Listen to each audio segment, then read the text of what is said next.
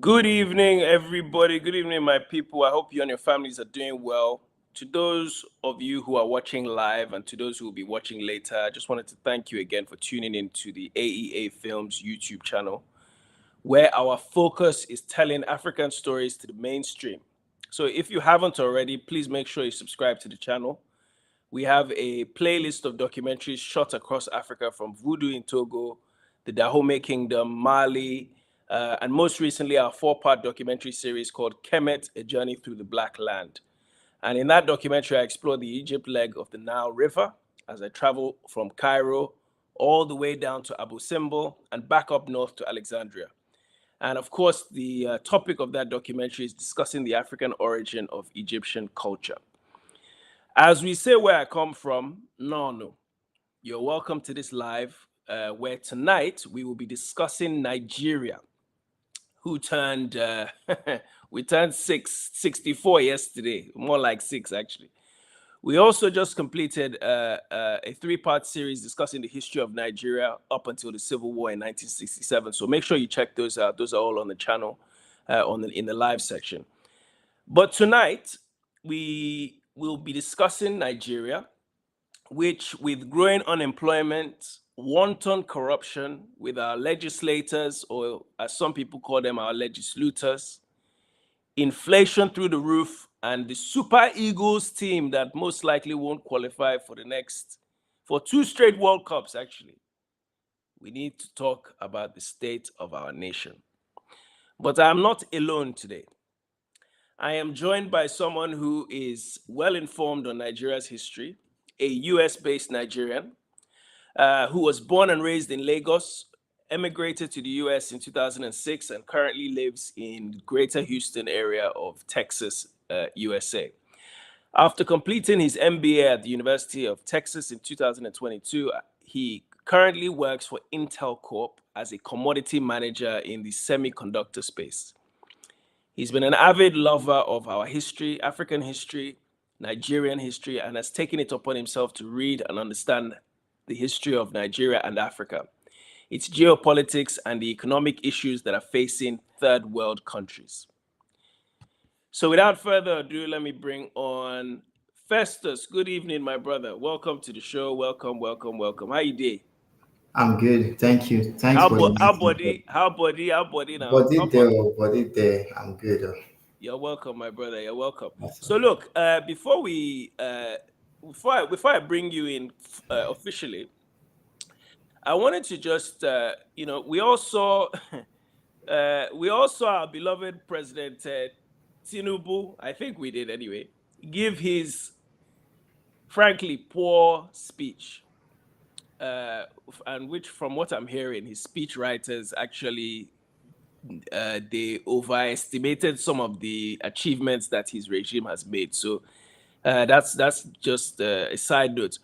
But let me ask you this question: from your opinion, where is Nigeria in your opinion? Let's start with where we are, the progress that we've made from independence in 1960.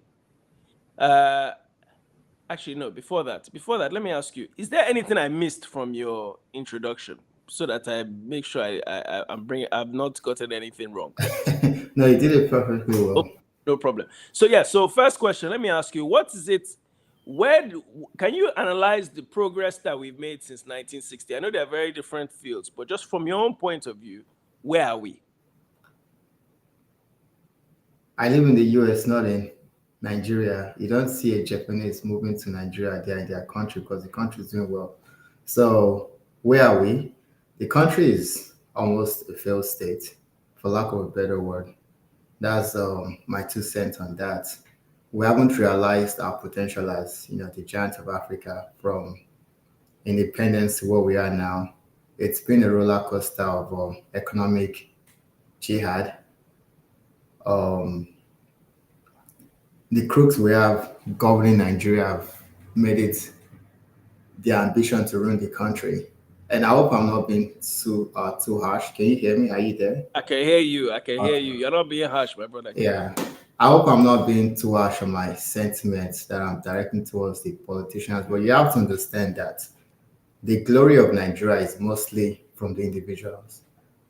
and the wreck, the disgrace, and the destruction that has been associated to further downgrade what Nigeria is in the global space has been the main aspirations of our political elite.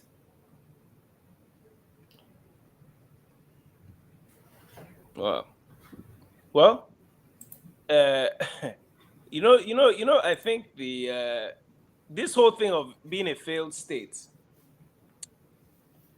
Look, me, I don't like. I like to sometimes be a little bit more understanding of the plight of African people. Are we being a bit too harsh? Are we saying that, considering the history that we've come through, considering where we've come from, the way we've been put together over the last 110 years, can we be given a little bit of grace, or is our situation particularly worse than other countries in our position, from your opinion? I won't even compare us with other countries. I'll compare Nigeria to what Nigeria was 30 years ago, or maybe even during Abacha's tenure. You can say what you want to say about Abacha, but there Mm, wasn't Boko Haram, there wasn't Fulani bandits, there wasn't issues with IPOB in the east or wherever it's been on in the western part of Nigeria. mm, There was a sense of authority where if you mess up, you're going to face the harsh treatment of the government. mm, If you go back and look at the exchange rate of Naira when we actually created Naira, take a look at that from the time of Abacha to Obasanjo, right? mm, Just to compare Nigeria from where it was in Abacha's, and not I'm saying or I'm praising Abacha, but when we are very introspective in that area, we need to like tell us like, hey, we're failing.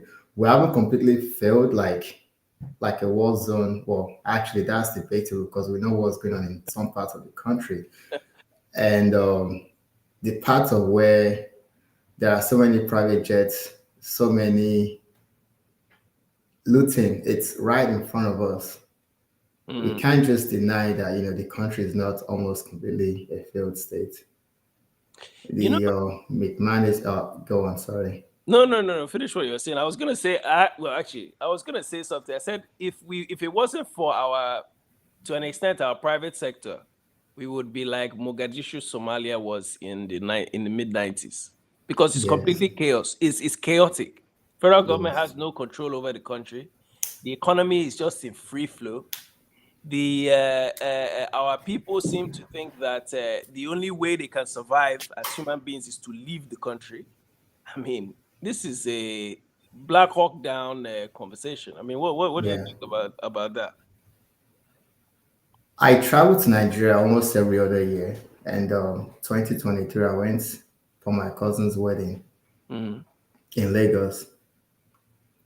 During December time, growing up, I'll go to my grandpa's house, and I live this perfect life in Nigeria where, in my grandpa's house, Christmas, New Year's, Easter, fireworks, bangers, people are pounding yam, the traditional way. Like I saw the good side of Nigeria, like the good old days. mm, And now it's like, my grandpa passed away, at 95. He lived a long life, but he had two wives, 12 kids. Can't count how many grandkids he has, but about 90% of his grandkids are not in the country. His house where we would go and we'll see each other, we'll spend holidays there in the big house, uncles and aunties, everyone, they've all jackpot to the UK, Canada, US. There's a time I called my cousin and he told me he's in the UK. He's working 12-hour shifts, This is 25th of Christmas, mm, that mm, we're always eating chicken, fried rice, jollof rice, moi moi, everything, it's like, man, like our parents are not going to live in this situation where they will have their kids together in the same compound. mhm, So, from a personal point of view, you can see it like you can see things are not well. I went again early this year, or actually twice this year, and you get out of Ikoyi, get out of drive to Lekki mainland. The mhm. country looks like it's a slum. I mean, Lagos. So you can just tell like this wasn't what you left Nigeria. You didn't leave Nigeria this way back in 2006. Like country keeps on getting progressively worse. And people that I know that are doing moderately okay.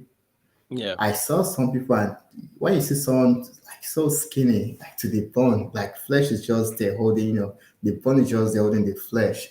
It's and the way people are begging, one is to now take it back to them, really look what's going on, like what's happened, like is it that the politicians, and sometimes I get scared because of all this DSS, so I don't want to like say politicians, but the ruling elite, Yeah. are they their best to wreck the country?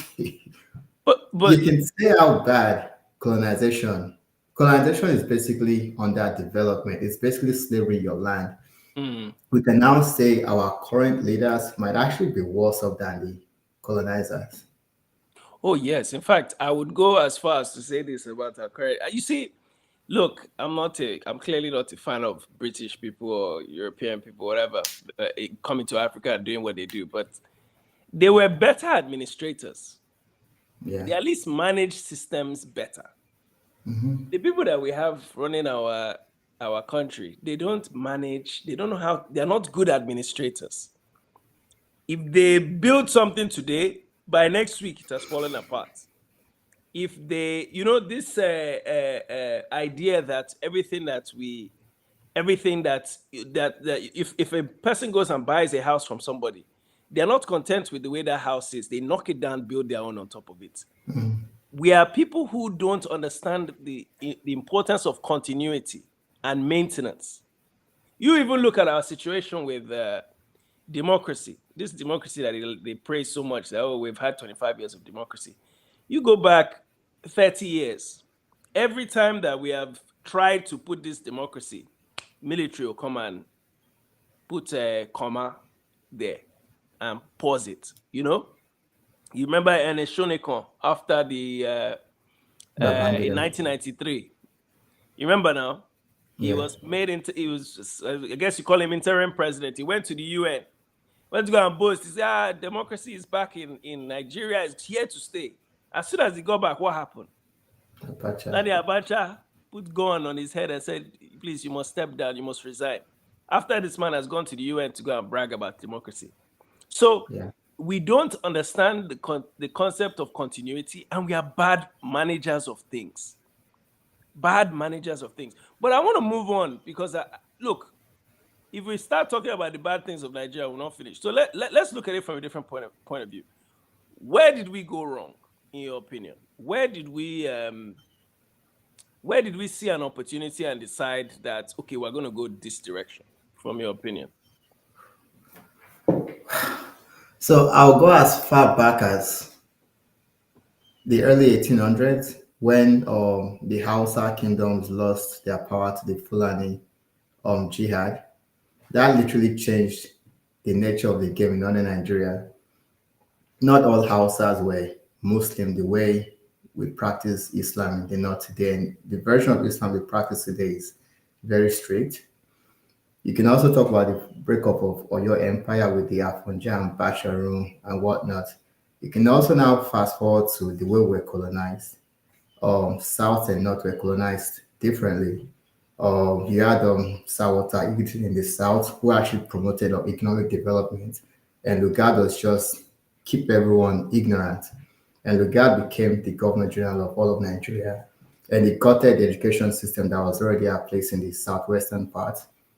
We can fast forward to the eve of independence and the misadventures of Nnamdi Azikiwe and the steps he should have taken that he didn't take. Um, Nigeria wasn't of the regional system wasn't fair. The north was abnormally large. The north actually extended further south of River Niger River Benue. So that gave the north so much power. And then the failed coup and then go on coming in and all that. I'll really say we could have sort of maintained some sense of normalcy under Gowon's tenure. Or Keep going now. Keep going. Keep going. Keep going. okay, Keep going. okay.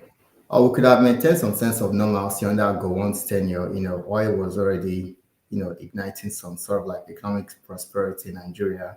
But when you now got Murtala coming in, Obasanjo, then we started to derail ourselves. We didn't know how to manage the oil revenues. There was also a British policy of making sure that those in the military were not educated. This is what Britain did. There was a protest in the University of Ibadan towards the time of independence, and Britain, they are very astute at politics. They can see further than us. So they knew if you start to allow educated college grads into the military, they can come up with all these leftists, socialists, they start agitating. So they did well to prevent educated soldiers. And the few educated soldiers we had were the ones that saw the problem brewing. Those are the Card 9 Zegu, those that actually did the first school to save Nigeria from what they saw would lead to what we are today. Mm. But you have Gowon, you have Murtala, you have Obasanjo, and Shehu Shagari might have been just as worse as Buhari, right? But we never really managed our economy well. There's this economic term called Dutch disease, resource What do you curse. call it? Dodge disease. Dutch disease. Mm-hmm. Basically, in a country like Nigeria where you have farmers, you have carpenters, you have so much going in agriculture and all that, right? You now discover a resource, oil and gas. It Mm-hmm. makes your currency appreciate. Yeah. It's good. But when your currency appreciates, it kills other industries you have because now your currency appreciates. A trader that works in Lagos can now buy like Italian luxury goods cheaper than buying from Ghana because the currency has appreciated. If Mm. you want to buy rice, if you're selling rice, if Nigerian farmers selling rice, when Naira appreciate due to like oil, you can't sell because Nigerians would rather buy rice cheaper elsewhere than your local rice Yeah. because your currency has appreciated. Even And we even if the rice spent, is a rice that can kill you instead of the yeah, local rice. Yeah. Yeah. I know. yeah.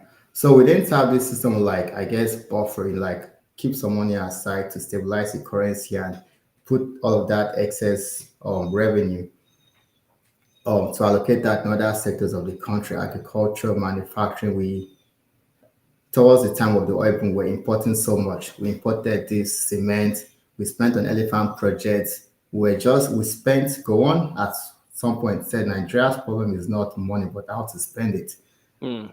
So there's so much that we did so much. In fact, we started borrowing so much because the US, they were telling us, Obasanjo has actually said that, several of the speeches they came, they said, hey, you guys are indebted, take on more loans. You guys have money, you have Instead, oil. We started taking structural loans. adjustment program. Yeah. Yeah, we started taking loans.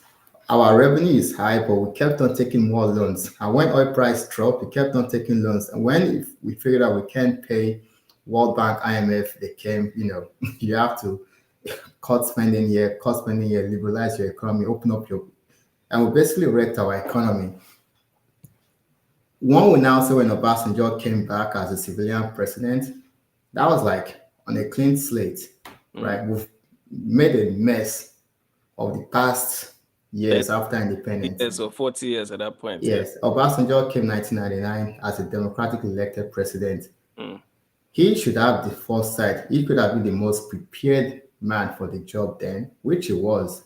And the steps needed to be taken to curtail corruption, develop Nigeria's institution, invest in education, healthcare. Because 1999, we could have seen what was going on in Malaysia, Thailand, So, South Korea, Singapore. Could have learned from them what was China doing at that point. But instead, it's like maybe Obasanjo himself was the architect of this modern day Nigeria, problem that we are today because we started a new system on a clean slate. It's like all your past now are forgiven. The mm, old historical, mm, context that I mentioned earlier, but when Obasanjo became the civilian president, there are steps I needed to have taken to safeguard the integrity of the country. And I didn't think he did that. And we now started recycling inept leaders. mm. Yeah. Okay. So here's where I have the this is where for me because and Son of Knock, I think Son of Knock is in here. Son of Knock, you see the link there. I want to get you on at some point, but I want to ask you this question because look, there are if you look at the state of Nigeria right now with people protesting on the streets constantly. I think we've had 2 or 3 protests, serious Yeah. protests in the last few months. Uh, Clearly, Nigeria isn't working. Clearly, we don't seem to be able to figure things out. But I don't know which spirit that we have in that country, that the country is still standing. Because, I think is equivalent to somebody who maybe they have one disease, maybe AIDS or something, and they're on their last legs, but somehow they're able to go and get up and walk around and run and all these things. You just don't know how it's happening. So let me ask you, just let's try and focus on something positive for a second. Why do you think Nigeria, despite all the confusion, the madness, why are we still able to move, in your opinion? Why are we still able to make diamonds out of what do they call it? Make lemonade out of lemons. How are we able to do it, in your opinion? The people of Nigeria are generally good people, Mm, despite a lot of the corrosion of our culture. mm-hmm, We are industrious, we are hardworking. Look at the Igbos after the war, how they built on each other. Aba is known for manufacturing and all that. You go to Lagos, go to a parts of the country, people are hustling. Nigerians are generally good people. They are hardworking people. There's also the fear of the government, right? And Nigeria is probably still moving because of the complete ignorance amongst the people. The stuff that I'm privy of from reading books, I'm not in Nigeria. I have time to read books about, the current situations of the country, how we went wrong and whatnot. A lot of Nigerians don't know that there's no cohesive organization of people mm, to educate Nigerians on the current situation so they can rise up. The country hasn't broken up or broken apart because we might also be docile. They've also used tribalism, right, to mm, divide. mm-hmm, A Nigerian, or I'm Yoruba, right? Sometimes, like, I talk to my uncles about the stuff that's going on, and they say, oh, it's the Igbo, it's this, is that. Okay, you're mm-hmm, from Lagos, right? We've had governors, commissioners, ministers, senators, they're all Yoruba, right? They are responsible for the plight of Lagos, not the yeah, Igbo man. yeah, Yeah, and you go back at the days of Awolowo in the western region, of Michael Opara in the eastern region, and you can see what they actually did, mm-hmm, right? They built schools that when you go to those schools today, there's mm-hmm, no school anymore. So mm-hmm, you can't now say it's someone else there or here. So that division amongst ourselves, right, is what the elite have used to prey on us, where we can actually unite and actually usurp the current arrangement we have in Nigeria today. Um, the political elite, they have the military, they have the police, they have everything at their disposal to protect themselves and punish whoever goes mm, against them. So for now, there might still be some semblance of, I guess, organization when it comes to like using fear to control the people mm, who are mostly ignorant. The news they watch, propaganda, doesn't really tell them like what's really going on. So that's ignorance, and people are just eating like hand to mouth. So there's no organized consciousness amongst the masses to like get up, request good governance. mm, And some might also say, are the leaders reflective of the people? Are the people reflective of the leaders? But mm, with the way corruption is at every institutions of Nigeria, from universities to, that might also be what's keeping Nigeria going. One might also say the corrupt money also has a way of filtering down, the big men and their girlfriends and all that. You have your, mm-hmm, so there's at some point the system is not sustainable. At some point it's going to run to a halt. mm, But right now we are still, on life support. We are still moving here and there. Those are the diaspora also still subsidizing the country with their yeah, remittance as well. yeah, So there's so much at play that's keeping the country going. yeah, yeah, Yeah. yeah. Yeah, I think I was even, because I used to be very critical about we're leaving all these people behind in Nigeria. But the reality is, if the diaspora is responsible for also keeping the country going, both not just financially, but symbolically, because the diaspora are the ambassadors of Nigeria. So it's no surprise, the music industry, in the big Afrobeat music industry, the diaspora was is still one of the hubs where they have to come and appease. It's no surprise that when we talk about the money that is going back to keep people going, because it's not the Yeah. government that's keeping people going, it's people in the diaspora. Yeah. largely people in the diaspora, because the money, as you said, is filtering down, but to stop at the girlfriend. So the Yeah. highest that should dash maybe her brother some money and he'll go and share it with his friends. But the common man is not seeing this thing. The True. common man is broke, the common man is frustrated, and the common man is thinking about doing everything to leave the country, even if it means to go to Agadez, Yeah. Niger, to Libya, and so on. He'll risk his life to do it, you know, or join the politicians, or become a pastor, or something like that. Something, a get rich quick scheme where you can sell your soul. And that's something I find very frustrating when I watch TV in Nigeria, or watch just how Nigerians are moving. You know, we used to have some modesty. Even me. I mean, I don't know how old you are, but throughout my childhood, there was still some modesty to being in Nigeria. There was still some modesty. You were still like, you were not too, I can't do that one. No. I can't do that one. No. What will my parents think? Now it's like people will say, do anything. I mean, look at this Bobrisky and what's the guy's name again? Yeah. Very dark man. Yeah. One, I don't know whether she was a minister or a senator. She grabbed the mic. She said, "Why are we watching? Why are we listening to Bobrisky and Very Dark Man argue when we have bigger fish to fry?" So this whole entertainment has reached the politicians. Now, a pastor is going to celebrate his 70th birthday, and it is like a state opening. It's like the king of Nigeria has arrived. We have deviated to a point where some things that should be shameful in our minds, we don't think of them as shameful anymore. And you see, 30 years ago, 25 years ago, there was still some optimism about being a Nigerian, where you're like, okay, let me just hold back. It go better, it go better.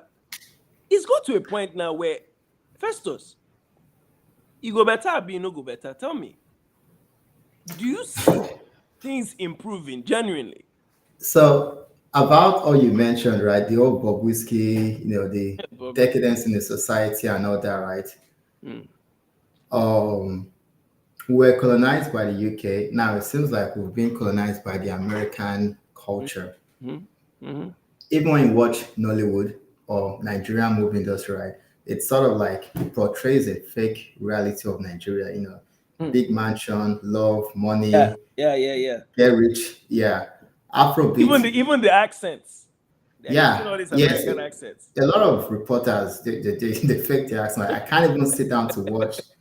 Then even Afrobeat, there are a lot of talented people in Nigeria, but I think the idea, right? Afrobeat is like big chains, Mm. money, girls. Five chains, five, five, Yeah, five diamond chains. I mean, decadent. Yeah, hey, my brother. Mm-hmm. I think one is the information that we've exposed ourselves to. A Yeah. lot of like Western content.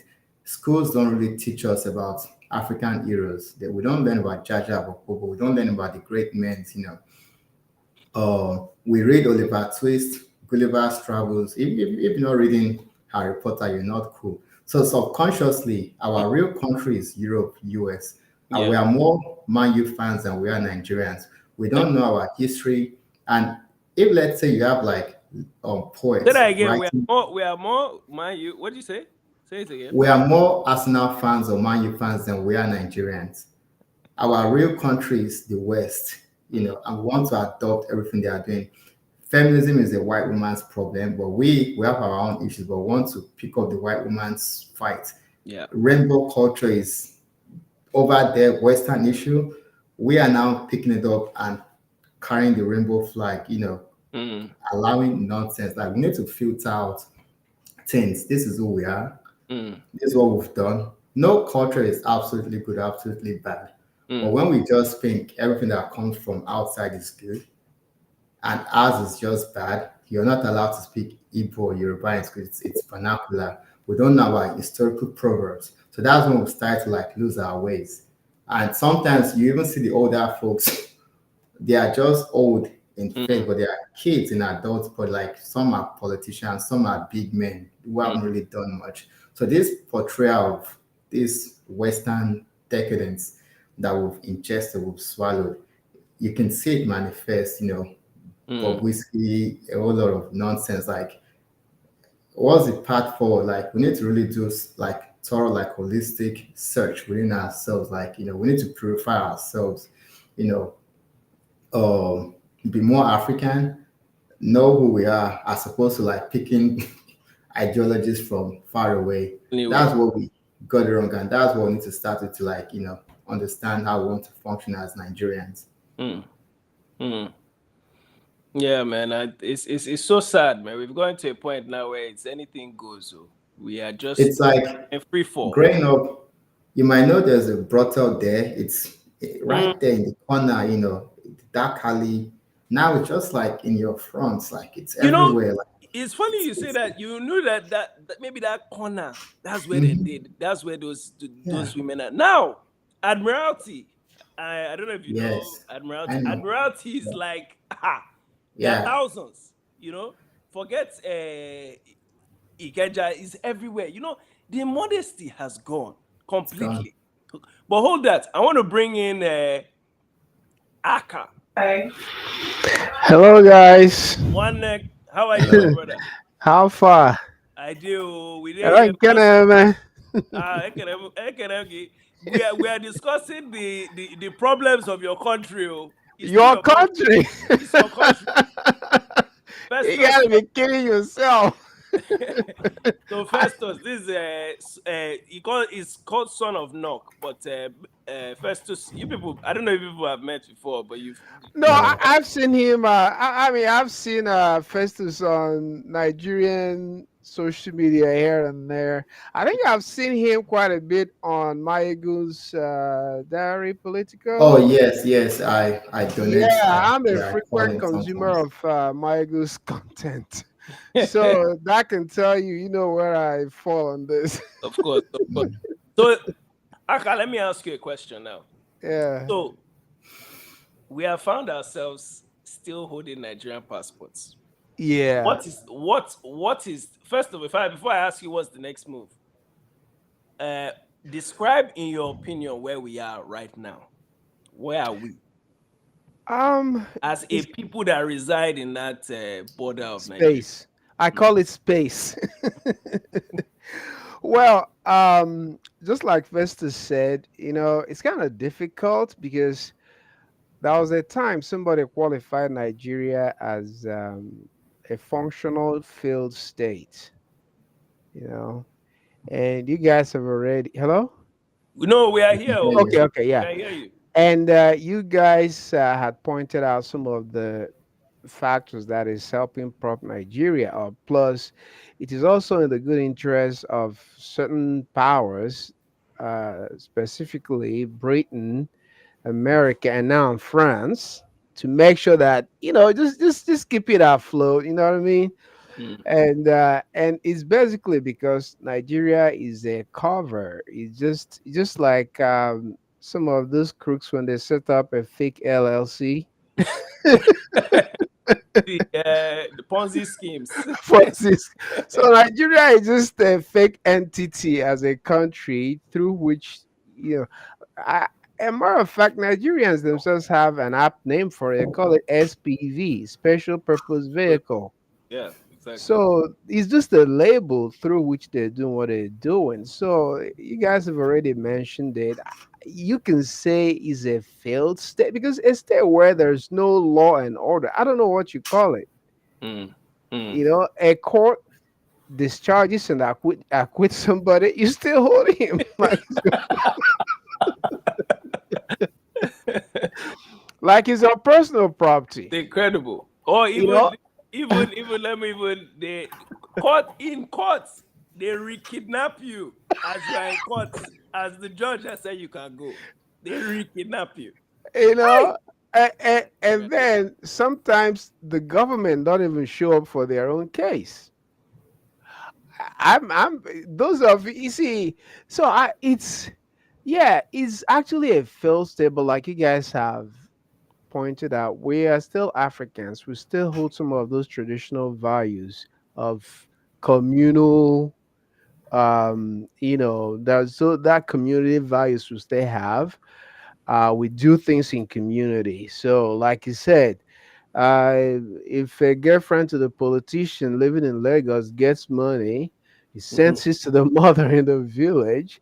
The Yeah. mother spends it with her aunts and his friends. So Mhm. that's what's propping us up. And then plus those of us out here. So other than that, I think it could have collapsed, and I'm a fan of it collapsing. The quicker, the better. I just want it to be a controlled. I don't want a scatter. Mhm. I want a controlled collapse. Knowing us, can it be controlled? That's the question. Yeah, it can, but the fact is that you guys shouldn't take any offense. I'm pointing to you guys. You guys are the intellectuals. You guys are our problems. It's the intellectuals are our problems, especially Igbo intellectuals. You had a something about Nnamdi Azikiwe last time.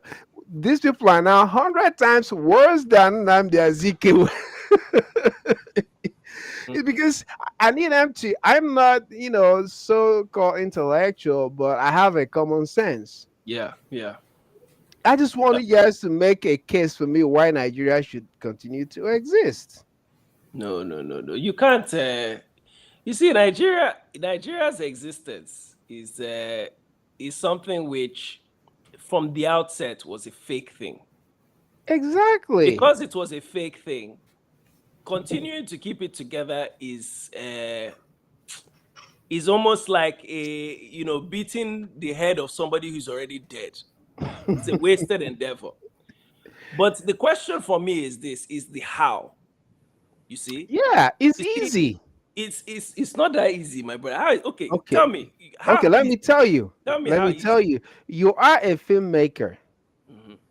You see the work Michael is doing with his just YouTube.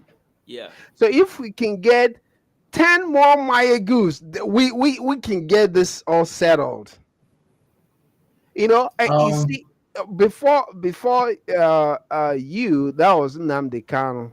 yeah, And I went and grabbed him. Yeah, once we get him, it's over. Well, as Chukwu Kikabiama would have it, before they could get him, he has already sensitized the consciousness of a lot of young Igbo yeah, boys. yeah, yeah. Not just, like I said, I don't care about intellectuals. Mm. I just want those forknizers, those KK drivers, Yeah. those Okada May drivers. God, may God. Those people are way more political savvy than PC Okoye, PhD, MSP, DDR, FSP. OPP, you know me. I look at these people, I see them talking on TV, I just want to throw up. Yeah, yeah, yeah, yeah. One of them was it's was it interesting. Arise, talking about South, Southeast development. They're begging Nigeria to Mm, give them Southeast Development Corporation. mm. Oh, I am telling you, you people are industrious. We can turn this country around. We want development. Just give us seaport. Did Nigerians tell you that they want development? I Nigerians just want an opportunity to develop the country. no, That's no, no, no. Nigerians want an opportunity to get in there and steal just like everybody else. The people who the Fulani Caliphate, they're not interested in development. Or they mm, could have developed their own people long time ago. They're interested in conquest and domination. mm, That's it. mm. And you're begging now, oh, give us Southeast Development Corporation. You So know, you that's know, you that's know, this disconnect. you So know. much disconnect everywhere. Look, I always tell this story about Kano. So I went to shoot a documentary in Kano. I don't know if any of you have been to Kano. As you drive into Kano, Yeah. you see hundreds of men, grown men, sat on the side of the road, not doing anything, though, just sat on the side of the road. Yeah. As you get towards the Emir's palace, they allow people to come up to the entrance. So, but inside there, it's like, it's so sacred. So they've managed to find a way to keep the people, docile in terms Down. of God. They've kept Yeah. them docile. But even they, their brain is starting to switch on and say, aha, this thing don't make sense now. Wasn't it a few months ago? Was it a few months ago that there was protest in Kano and they killed, I don't know how many people they killed. They, And they killed and governance, but and the end and bad governance thing over the yeah. summer. They killed Mm, a few of them. Because mm. even them, they say, this thing, how this thing go back? It don't balance now. You understand? But They've run out of excuses. no, It's been Igbo, Igbo, Igbo, Igbo, and then people are like, it's wait going to a be that minute. forever. Because I'll also say this, and please, Festus, I'm going to bring you in a second. But we've even gotten to the point now where we are also looking at it from a religious point of view. Say, they say before people used to say anytime pastor is saying something, you say amen, amen, amen. Now they are saying what will be will be. You understand? So even the mentality of towards religion has reached a place where people are like, I beg this one, I beg, don't come again with this by the grace of God thing. But Festus, you've Oh heard my what god. my brother Aka has been saying. Yeah. Particularly the thing about breaking up Nigeria going forward. So we are all in agreement that the place is just it's like a vein that is hanging out from the body. If you cut that vein, you are dead, but that Yeah. vein is still there. In your opinion, how do we move forward, and what is the next move? What is the next move? Particularly our generation now. What is the next move? What do we shoot for? We need to just keep doing things step by step, keep educating people. Like the work you're doing, it's amazing. You've heard folks like David Ondain, he speaks good English, but there's also Sean Kuti who actually speaks the language that the masses of Nigeria understand, like he does it in Pidgin. And there's so much wealth of knowledge in what Sean says. Likewise, David Ondain. So I think if we start to have like a lot of people like you Ah, and like others doing it in English, Yoruba, Pidgin, Igbo, Hausa. So then so people, the masses will start to like get a sense of consciousness as to what's going on. Um, you can also understand that years back, you won't really hear much of protest. mm, Nowadays, it's protest here and there. They've locked up now. They kind of literally giving him validation. mm, So in the next 5, 10 years, we'll definitely start having more protest or more agitation. And also the current class of politicians, look at Tinubu's his age, mm, Buhari's, Obasanjo's, those that were there from day one, the Civil War era, they're not going to live long forever. Are they going to give power to their kids? You can mm, say what you want to say about the current politicians. They can at least use force to hold the country together. They are good at that. The next generation of folks that will come after them, maybe they are kids, they party a lot, they do drugs a lot, they have like second passports. Do they really have the dexterity mm. to be ruthless the way their forebears are? I don't think so. Do you think Nigerians are going to be patient enough to start listening to their sky daddy, God Almighty, Allah, their pastors and imam, brainwashing them?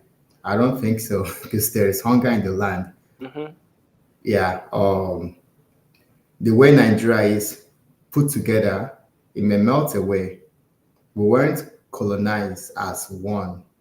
There was this north-south divide that Britain actually established, and even 1935 there was Henry Bodilion. Bodilion Road in Mm. Ikoyi, right? Bodily. Henry Bodilion was the governor general that actually split east and west. Nigeria started with Lagos Protectorate and southern Nigeria, then it was brought together as southern Nigeria. Henry Bodilion, something was said about like they were racing against time. So they had to split east and west. And they had to create a divided south and put the north on top of a divided south. Also, you see the educational policies where most Yorubas were mostly sent to the UK to study. Most Igbos were sent mostly to the US to study. That's how you start to see how they're trying to like separate us. And they blackmailed Nnamdi, Yorubas are trying to dominate. All of that split east and west. They must never unite. Mm, That Oyinbo man started. It's still going on today with their agents who are not Nigerians. They may have black skin, they may have Yoruba name, or they are not true Nigerians, they are not Africans. Their ancestors will be disappointed at them. mm, Going back to if Nigeria splits, how is it going to split? Do you think the elite are going to want to let go of?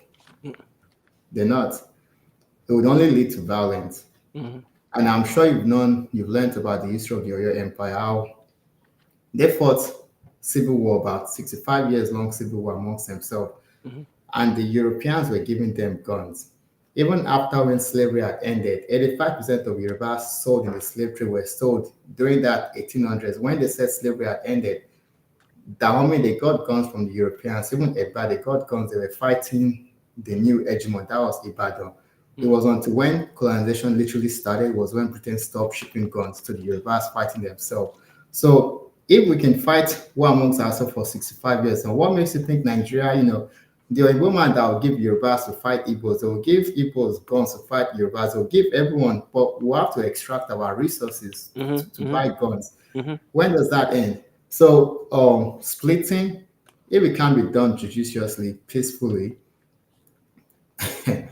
just have a area father and hold one piece of land in Onitsha. That's your own region. And me too, I hold my own space. Let everyone. It's Mm. gonna be bloody, like for lack of a better word. Honestly, I think if that was, I, I really think that if Nigeria is to split, it will be, you know, World War II lasted, was it like 6, 7 years? The Yeah. split of Nigeria, if it is to happen, and by all, it looks like something is coming. It will not only affect the whole region of West Africa, but I think it will extend to Oh, different globally. parts of the world because you see the Nigeria is a powder keg. You understand? If you watch all those old cartoons, they'll put the rope, light the fire, and then wait. You'll be watching the fire coming before it hits the bomb. We are very, very close to it hitting at this point. I don't see it, Aka, as something that can ever happen without it being bloody. And we saw some small hints. The NSAS thing. After the NSAS, I said to all the my neighbors that have big houses and stuff, I said, you people, this is a warning. It'll be nice to the people that work in your house because the day this thing happens again, they are coming to slit your throat in the night. They will be the one to lead the boys to come to your house. You saw when they went to all these Oba's house and to go and be harassing them. Mm. They came very, very close. You see, this thing is a French Revolution style annihilation that will happen because the elites will go first. When the elites are all gone, they will look around. They'll say, "Okay, who again?" And I don't think it will be a tribal thing. It will be more like, "Okay, who else has been frustrating our lives?" My wife at the moment is watching this thing called Walking Dead. I don't know if people have watched it. Walking Dead. It's a show Yeah. about that the whole world has turned to zombies. Most of the world.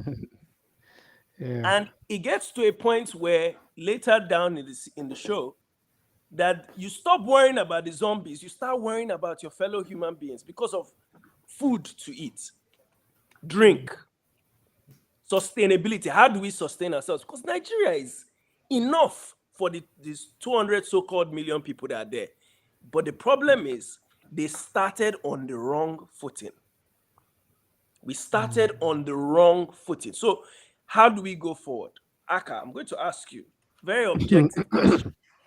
A Yeah. very, very objective question now. You know, um, I support IPOB. Um, IPOB is demonized everywhere.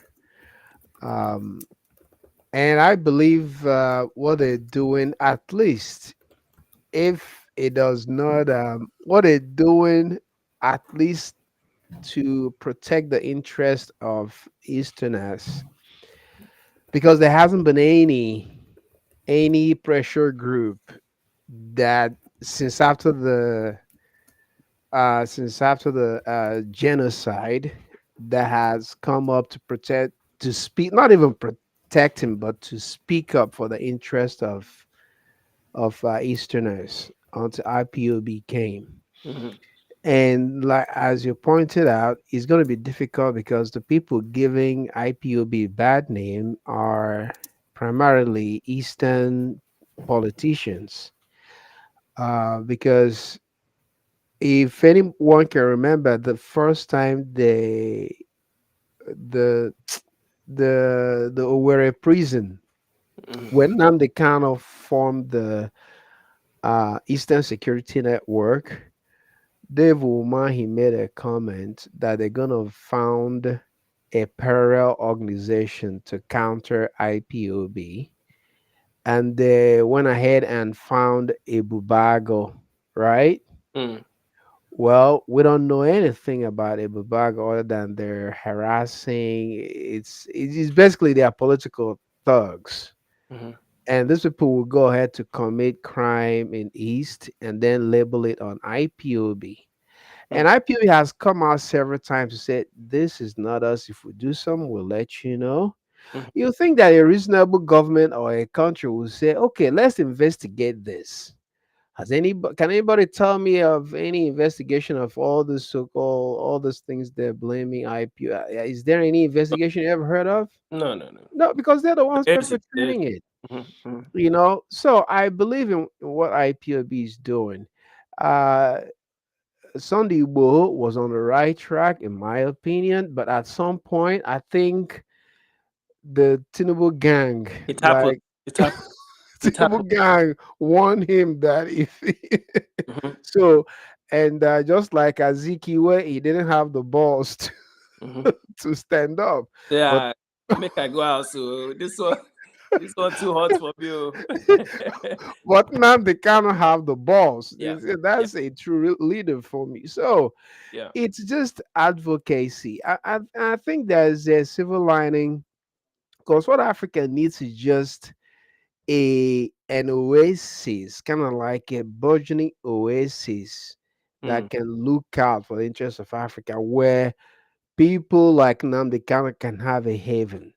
So Mm. if AES succeeds, I don't know how long it's going to take because it's like there's a coup every day, Mm. Mm. Mm. you know, and that tells you that people are not this UK, American, and Europe. They're not backing down. They don't really. I don't know what they think of. They just want to wipe us off the face of the Mm. earth. I don't understand, but I still believe that because Nnamdi Kano and IPOB was not the first. They're still not the only ones, Mm. but our people are very reasonable. Because myself, I went home in 2017 and my nephews and cousin was getting the time for it. Nnamdi Kanu is coming to speak on Radio Biafra. You can see all this frenetic trying to tune on the radio. Mhm. I'm like, what the heck is this? So I listened to it briefly. I'm like, nah, this is the one of those was because I was in Nigeria in 90 till 2000 before I left. So I left Nigeria when Wazirike was actually, doing Mm. his own thing, and then it fizzled out. So I just kind of waved it off as one of those things. But the more I kept, listening to this guy, and I kept expecting him to falter at some point, and he never did. He kept true. And Mm. then I'm looking at his followers; they're really, really serious. They've given their life on the struggle. And if any other part of Nigeria can, have that mindset, we can dissolve this amicably because there's no really many, many, many, many other leaders that came out of Nigeria have said it. There's no basis for Mhm. Nigeria to exist. I'm not the first one who said it. Mhm. Sadona wanted to. He was Go actually on, the go first on, go one. go on. Said it. Go on. Said The it. one said it. Just So before the what's war. this about Nnamdi Kanu? Nnamdi Kanu is not saying what anybody has Yeah. never said. Yeah. Nnamdi Kanu, a lot of us were one Nigerian is hardcore Mm. defending Nigeria, but at this point, man, it doesn't make any sense. It doesn't help anybody. Mm. You Mm. know what I mean? It doesn't help anybody. To be honest, you have to be a criminal. I don't know.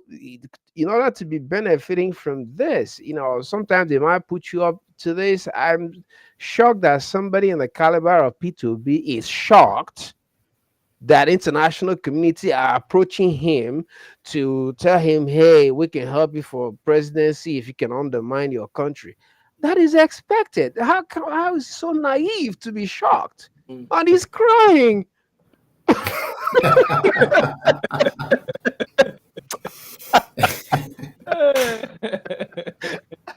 He said, "Oh, look at what they're telling me. My country. If I can sell my country to them, they're gonna help me." How do you think other presidents of Nigeria has been doing it?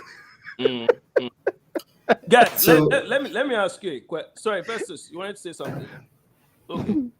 yeah, Yeah. so to what you just said, Aka, right, about Peter Obi, you know, outsiders telling him to, undermine. Yeah, Yeah. it tells you like, the West pushed democracy on us, right? Mm. But democracy is Yeah. just not the best. No. No. First of all, we weren't colonized democratically, By right? force. Mhm. So democracy is just not going to work. The first election was rigged. Either the voting, the census, it was all rigged. The person that had the most votes was asked to, sit down, be president, ceremonial. So it really just says how much of the mess, the gravity of the mess that we are in. So I think I would just say, moving forward, some of us might have to just prepare for the aftermath Mm. of, Oh yeah. you know, Yeah. that's, you know, Yoruba people will say, Elemilo my last. Who has heart will survive, We survive. Oh. Yeah. Yeah. So Yeah. external powers telling Peter Obi, right? Democracy is flawed in our country because one, we're not united. There's no general purpose. There's no ethics. It was moral codes of okay, this is what Nigerians are gonna abide by, excluding religion. There's nothing that binds us together. So let's say you and I were contesting for president of Nigeria, and I'm the corrupt man, and you're the honest guy, benevolent guy. Someone from the West can come and say, hey man, we're gonna fund your campaign. We're gonna bribe all the radio, TV, newspaper, journalists. We're gonna bribe them to smear your campaign and paint me as a good guy, despite the fact that I'm corrupt. Then you start here with that guy abused his wife, he stole money here. Do you get Mm. that's external money in our country? So Mm. democracy leaves us exposed. And our leaders of old, Nnamdi, Awolowo, they knew what they knew, right? They weren't, they were quite limited at some school, but they did their best at, getting Nigeria's independence for us. Yeah. But they are babies at the game that they are playing because England Oh, colonized Nigeria. I'm sure you know of England's history. They ruled oh yeah. Wales, Scotland, Ireland, the US, Canada. They have experience in colonizing. Even India, where you have Pakistan, Burma, Bangladesh, and the Indians. So now, so we were just babies. If India was gone, if America was gone, Nigeria was meant to be forever. Our politicians go to London to negotiate our independence. They didn't know that their rooms were being bugged. They were listening to what they were saying. So we're literally babies. But Peter Obi should have. There are many. There are books, documentaries are there to understand how these Igbo people play. We should have known all this. You see stuff going on in Burkina Faso, Mali, and Niger. In an hypothetical situation, Nigeria should be about, if we are doing very, very well, our GDP should be about 3 trillion. If we are just being lazy, it should be about 2 trillion. Wherever you want to say about where our GDP ought to be right now, Burkina Faso, Mali, Niger, they should be looking to Nigeria, not bringing the That's Russians in. Naturally, hey. naturally, because Hmm. the Russians coming in also invites the Ukrainians, invite the Americans. Mm. If Mhm. Nigeria was doing well, they will all be looking to Nigeria, their big brothers. How did you guys do all this? It will be in our interest to push others out, not even let the Chinese in.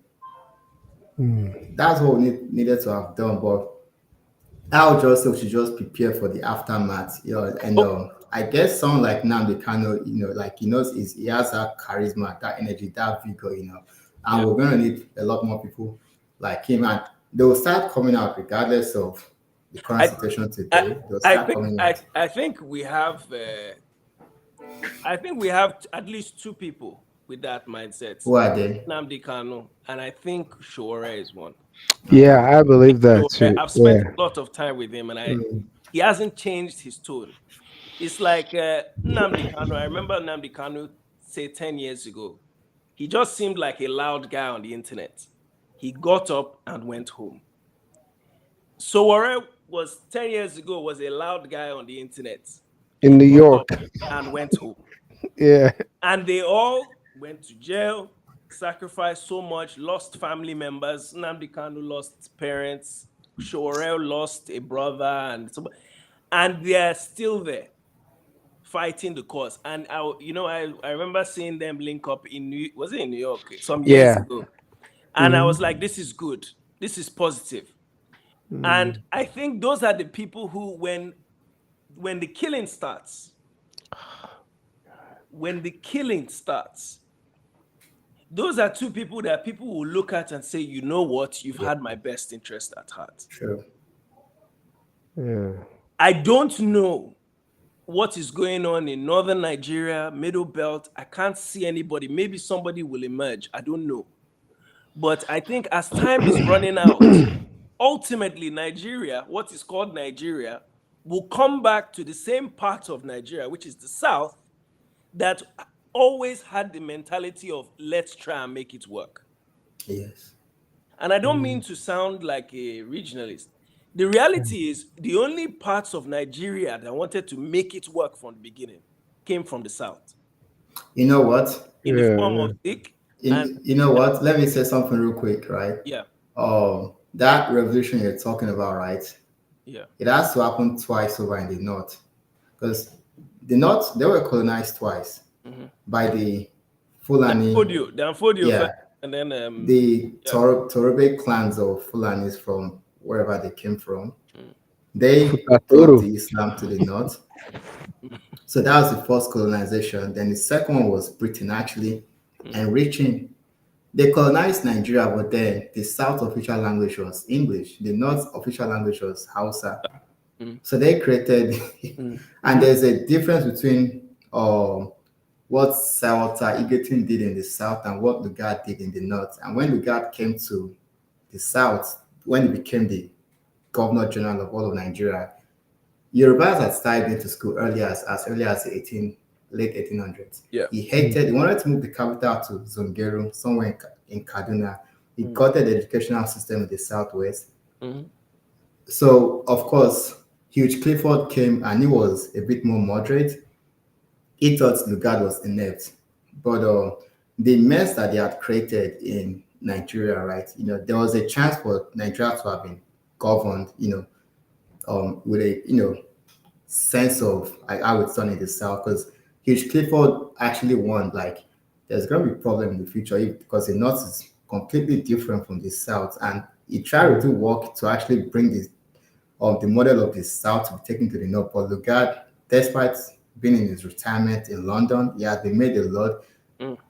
He was still objecting to what Hugh Clifford was doing, and Lugard was actually hired by those in the colonial office. Mm. So he wasn't really the architect. He was being told to do this, to do that. He was hired by George Todman Goldie, who was having an affair with Flora Shaw. He lost his wife. Flora Shaw proposed to Goldie. He said no. And then Lugard was there, they started rubbing bodies with each other. Nigeria was supposed to be named Goldisia after George Todman Goldie. He created all that Royal Nigeria, but Woman problem. yeah. Wait, But not to digress, let's woman problem. go back to Wow. Oh One God. one matter no go spoil. Ah, okay, Hmm. okay. Look, we're gonna wrap up in a minute, but I want to ask you. So this entity is 64 years of age now. We all know what we are heading for. I don't think there's a single Nigerian, personally. un- I don't even think the elites themselves, because they are keeping houses in Dubai, London, private jets on standby, fueled up, ready to go. They know what's everyone, foreign citizenships. foreign citizenships, they all know what is coming. Final question to you guys is, when it comes, or when it comes, does it come through the military or through the civilians? Let's go with you, Aka, first, please. You mean the so-called revolution? How does it manifest itself? How does it For- for- where is the because we know the figures, that we know the prominent figures in Kano and Shore that we've spoken about, but uh, where is the spark coming from? um, I don't know where it's gonna because the spark should mean whoever discontent has had it, Mm, right? However, I like once I called into my good diary show, I told them, people keep saying revolution, let's do revolution. I'm like, what is revolution? Because in my own revolution has to do with a nation, right? But you're not a nation. What are you revolting for?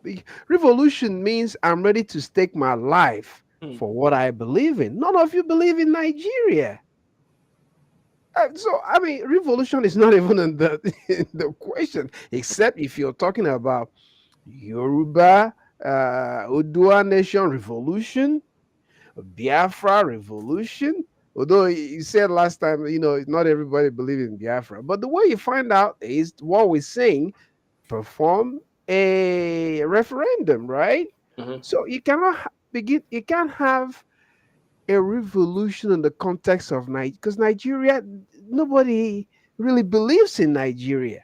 mm, I'm not the one. My nephew used to be in the Nigerian army, and he was telling me what they were doing there on the sabotage that is still. I'm like, you gotta get out of there, man. Get out.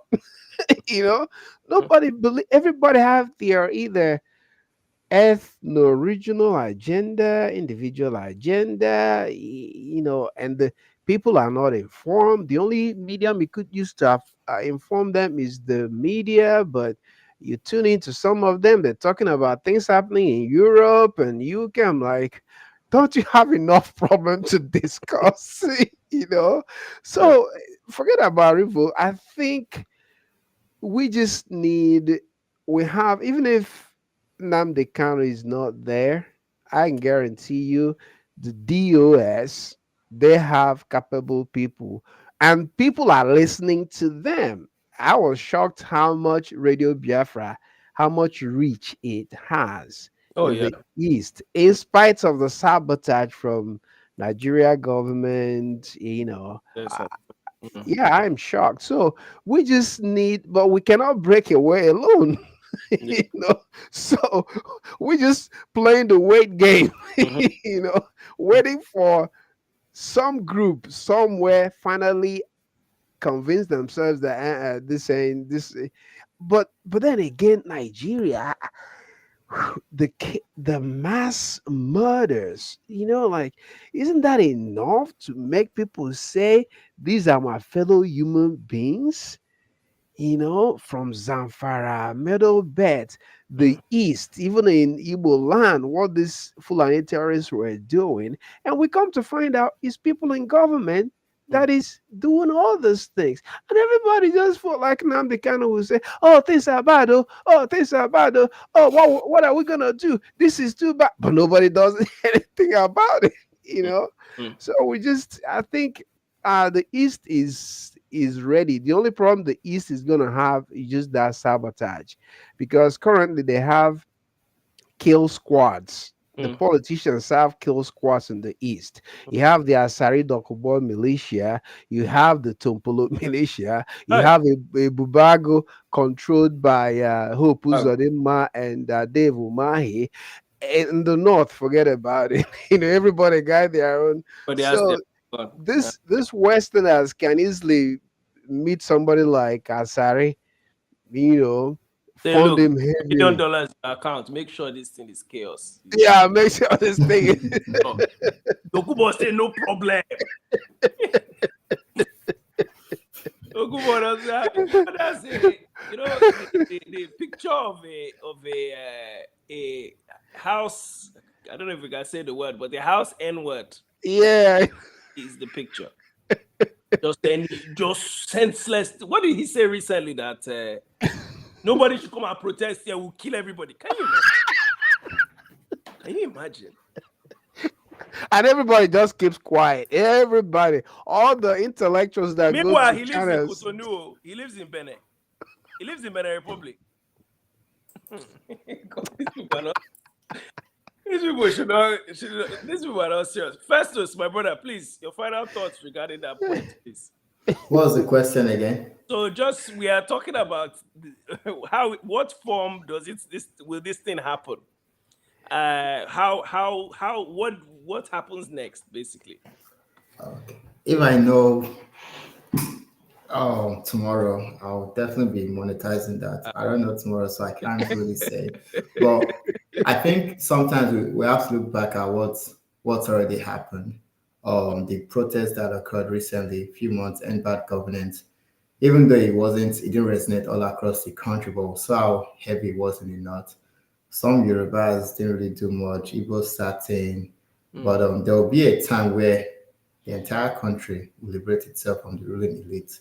Um, it will come, and if sensible people come to the table, and after you stopping the corrupt folks ruling, we can now come back, sit down at the table, and how do we want to govern moving forward? Because talk about Biafra, you can kill someone, but you can't kill the idea. So that idea of Biafra is still there. If sensible mind prevails and they say, we want to have like a regional system, the southeast, southwest, we want to focus on each region should focus on their economy, right? Let the north do theirs, keep the common market, the executive head of the country. These are the areas that you touch: foreign policy, or fiscal and monetary policy, economic issues. Let it be done regionally. Let the regions choose who they want to lead, and and this military, let each regions have like their national guards. Yeah, and wherever oil is in the south, south, south is it's for them. Let the north focus on what they have, and the north is rich. They have a lot under there. We look at how much we import, Oh yeah, how yeah. much you spend on milk importation. They have lots of cattle in the All those north. things. Yeah, they have a lot. Yeah. Yeah, they can increase the use of milk. We export leather to Italy. They make bags for $50 and sell it to us 5,000.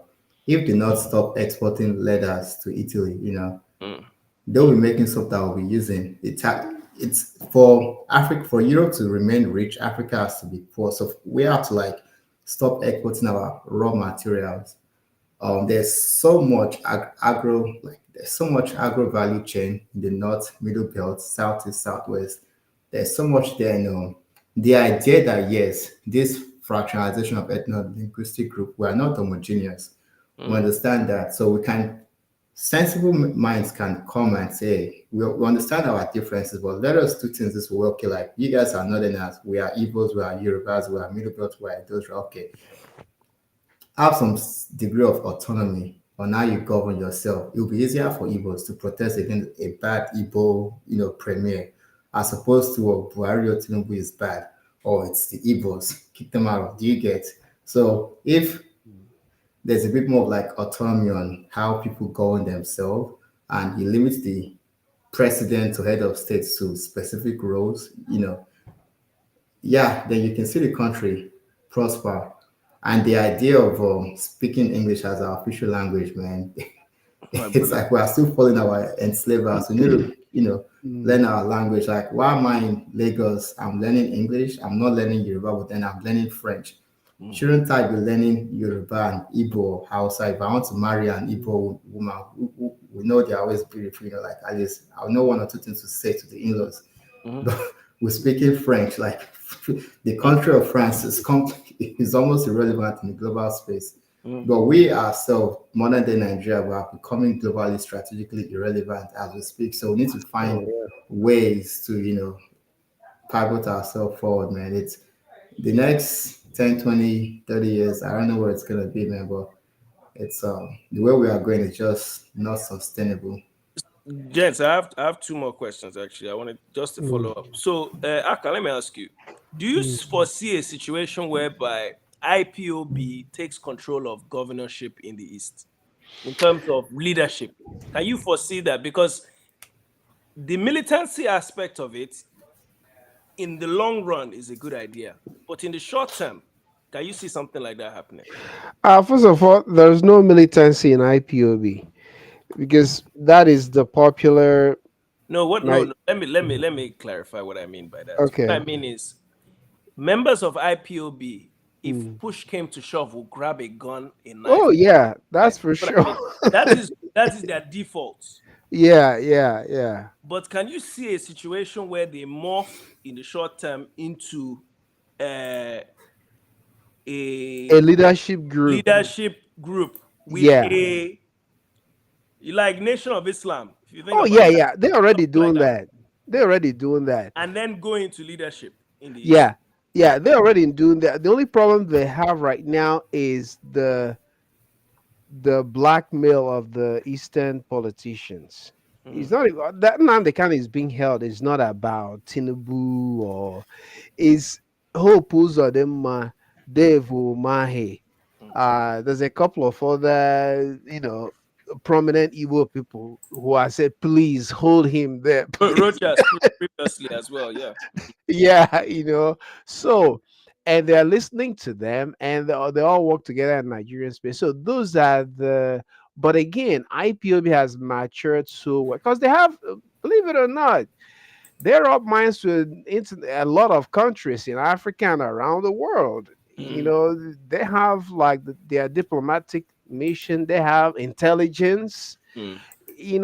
they warn Igbo people about certain things before even it begins to happen. Mm. And those who are sensible, who listen to Radio Biafra, pick up. So they have a very intricate, sophisticated network. For example, the beginning of this farming season, Mm. IPOB initiated a Go Back to Farm campaign. Mm. And believe it or not, I'm talking to people back home. Mm. There's a resurgence in going back to farming. The people listen to them. The only thing is this guy in Finland, Oh, yeah. Simon, he's the tool that the politicians are using. Mm. So he either comes and claims responsibility for some criminals, either kills police officer, and then he say, "Yeah, BL."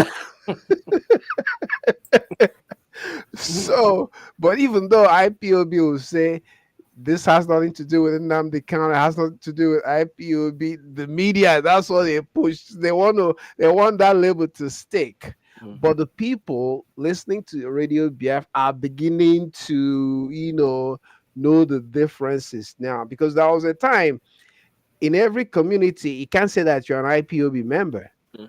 They're gonna attack you because they believe that you guys are the ones who are unaliving police officers. Yeah. So they have a strong influence on the people.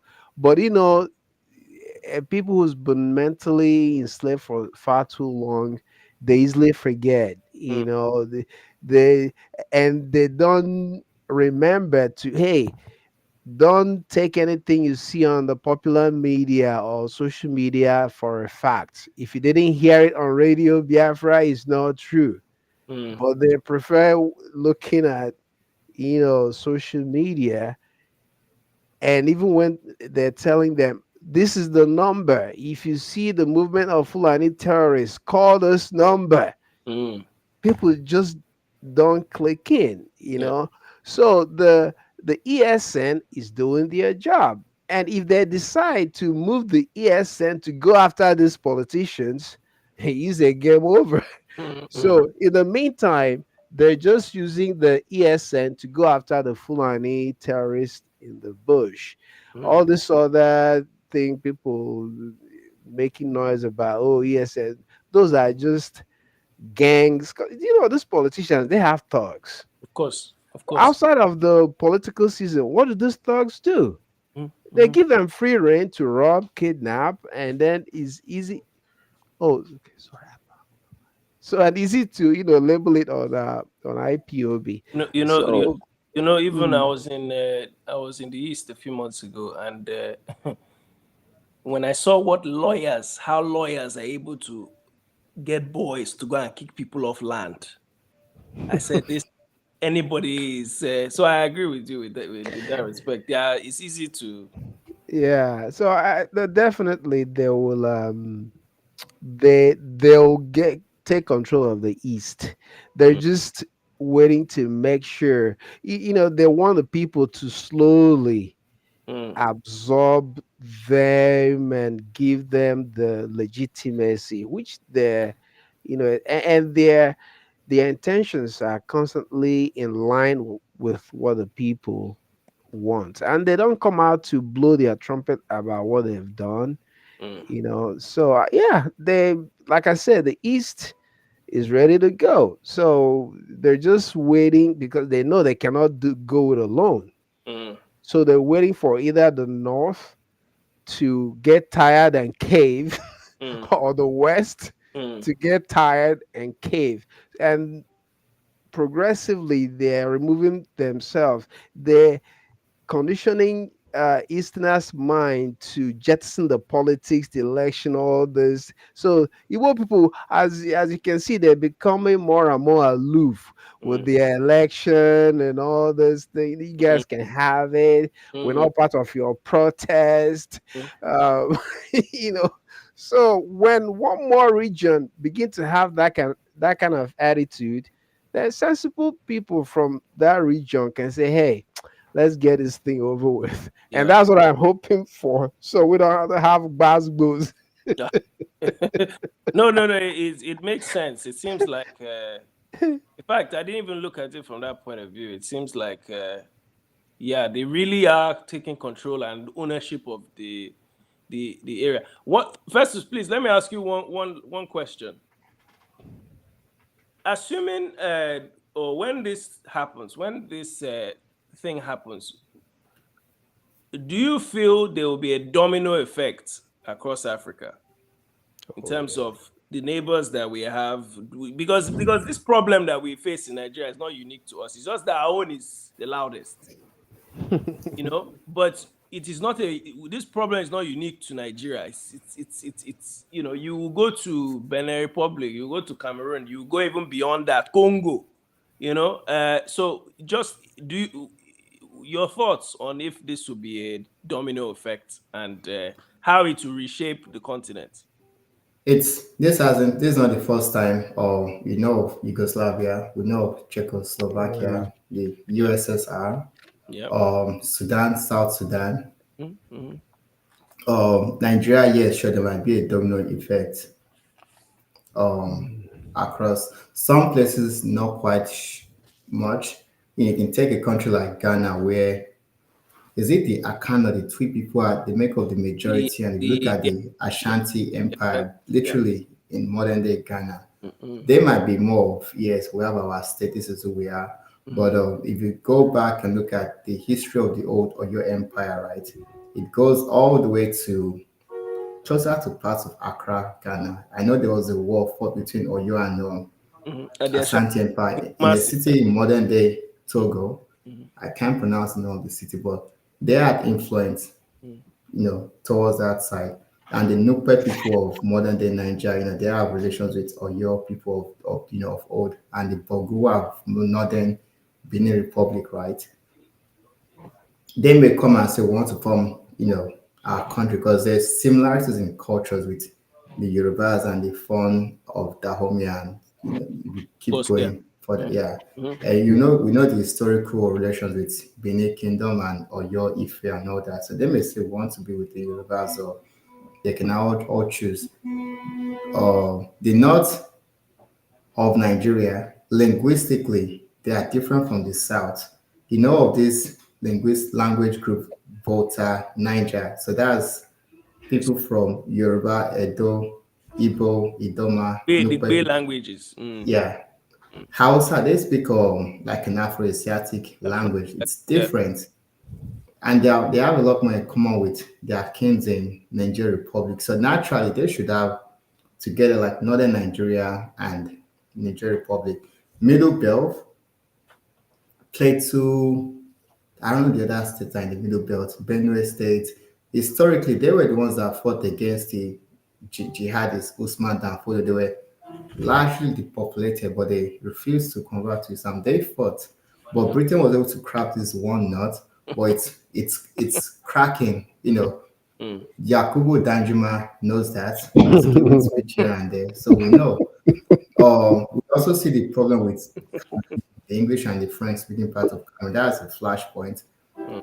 If Nigeria, decides to like, hey, well, we're going to undo what Woman has done, obviously we're going to see those fallouts in other parts of Africa. Some countries may hold, some may not, but yeah, it will be something revolutionary that will ignite something we haven't experienced in our generation. Okay. Oh, look, please. Okay, before we go, this has been very enlightening talk. Let me get your final points before we your final statements before we wrap up, please. Starting with Aka. One name, because go ahead. Yeah, I'll quote one of Nnamdi Kano's lawyer. Can't remember his name. From America, he made a comment that stuck with me, even though I've always kind of like thought about that. He said, "What is sacred about the boundaries drawn by white men in Africa that you cannot undo it?" What is so sacred about those boundaries? Mm. So, like I was talking with a Kenyan friend, his ethnic group shares border with Uganda, and they're having the issues. Is it northern Uganda or northern? I can't remember. They have similar violence with this. Like we have this problem of um, Fulanis, Mm. and he's like, it's I was also shocked how many other Africans will listen to Nnamdi Kanu. It's like, yeah, I rather have what we call ethno-regional borders. Why can't we go back to how we used to be before those people came and threw a wrench, you know, in our system? I'm not saying we go back exactly the way we were, but whatever we do, let it be our own making. We are mature and human enough to make our own decision. I don't want to be, tagging along uh, a Euro mentality or Asiatic mentality, or I mean, it's just Africa just latches on to whatever comes on. Anything. Anything. Nothing original, nothing original about us. Used one for that matter. Used Used one. once, So it's and then again, um, Pan African is. I mean, I'm sorry, but yeah, this Pan African thing. No, everybody just gotta go back and take care of your own. Answer your father's name, please. Let's start from there. Let's go back to the basics. Take care of your own backyard. And then from the backyard, we can, you know, stick our neck above the fence and say, hey, you want to be together? And then when I look at your yard and see how together you put it together, yeah, I think we can work something out. Yeah. Yeah. You know what I mean? Yeah, so that's what I have to do. We need to go back to the basics, man. Let me Um, look. I don't know yeah. if I'm just stay there, oh, Aka. Okay. Somebody Yeah. has said something. I don't know whether this is the right time to address it. I don't know if you can read. The question is Uh-huh. from Mike Olawale. If Nigeria splits, Igbos are in serious trouble. That many population in a small dot in a circle. hunger will kill so many people. He also said the only region that is ready to start its own country is the Southwest and maybe the South. The Southeast to be a disaster. One day, your thoughts, please. Yeah, like I said, um, there's an international conspiracy against Easterners and Igbos in particular. Okay, so that person is, if he's sincere in what he's saying, then he's just a victim of Western and Nigerian media propaganda.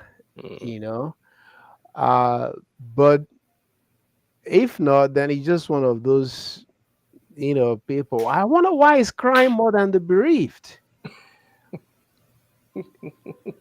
Let us be. You did it before. You did it with 20 pounds per Igbo household.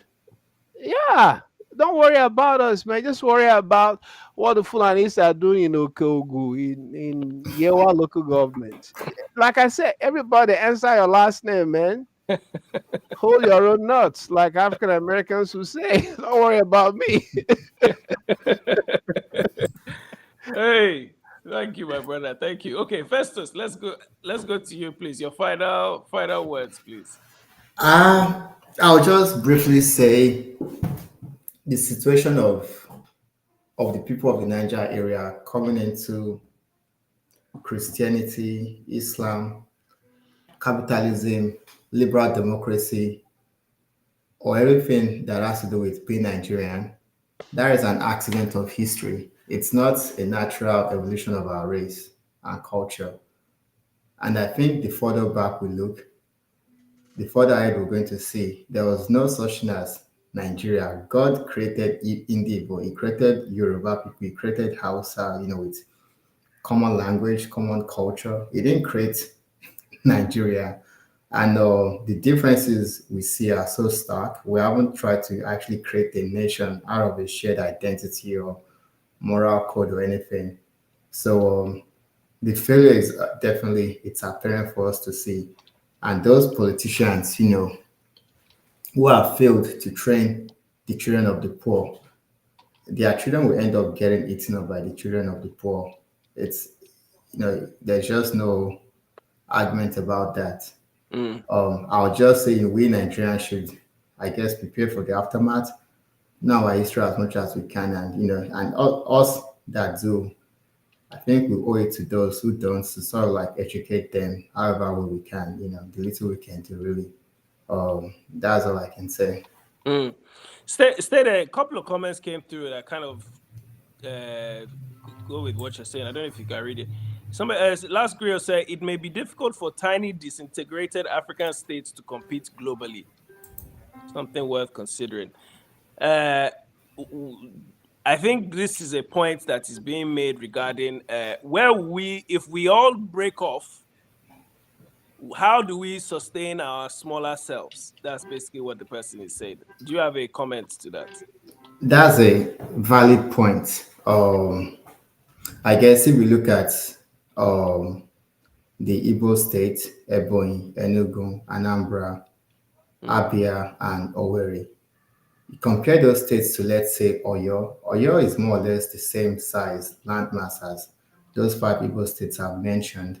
mhm, Are there enough land? Of course, people trade. mm, I wouldn't expect all of the Igbo land to be used for agriculture. They may buy food elsewhere. Singapore is thriving. Switzerland is thriving. These are small countries, but we understand that yes, the Igbo land is very, very densely populated. We don't know what the future is going to be like. Is it going to be like complete separation or maybe like a different form of regional government? We don't know. But it would take cool-headed people to, I guess, manage the situation when the time arises. There's no doubt because if Igbo wants to go on their own, what about those in Akwa Ibom, River States, Cross River? Like, what do they want? Do they want to go with Igbos or do you get? So mm, there's so much uncertainty as to, separation. And those conversations might be, at the very best, too simplistic. mm. So as different problems would arise, there will be many ways to, I guess, sort them out eventually. Mm, mm. Okay. I want to just actually. There's one more comment, Lizzie. I have to put this comment up. Both of you, just very very quickly.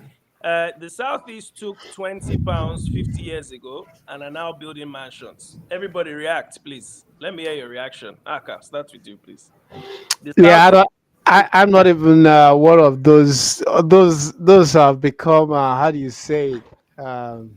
Is it slogan or I don't even pay attention.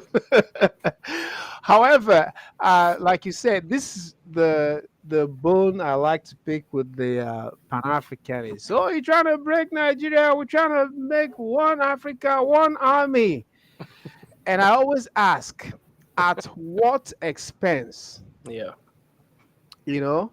And I'm looking at this. No offense to that lady from is that Zimbabwe or Ghana, Shombori or Oh, Arikan. Zimbabwe. Arikana.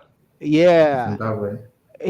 yeah. So Zimbabwe, people like her, people like what's the EFF guy, Malema.